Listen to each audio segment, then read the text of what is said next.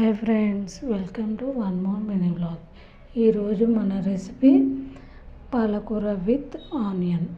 ముందుగా గిన్నెను పెట్టి అందులో ఆయిల్ వేసి ఆయిల్ హీట్ ఎక్కాక కొద్దిగా జీలకర్ర, ఎండుమిర్చి, ముందుగా కట్ చేసి పెట్టుకున్న ఆనియన్ ముక్కలను వేసి కాస్త మగ్గించుకోవాలి.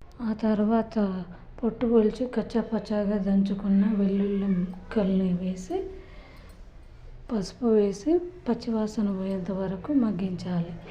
ఆ తర్వాత అందులో ముందుగా మనం కడిగి పెట్టుకున్న పాలకూరను వేసి పాలకూరలో ఉన్న వాటర్ బయటికి వచ్చేంత వరకు మగ్గించుకోవాలి. ఆ తర్వాత అందులోనే కొద్దిగా కారం, ఉప్పు వేసి మగ్గనివ్వాలి. ఆ తర్వాత లాస్ట్లో కొద్దిగా ధనియా పొడి వేసి స్టవ్ ఆఫ్ చేసుకుంటే వేడి వేడి పాలకూర విత్ ఆనియన్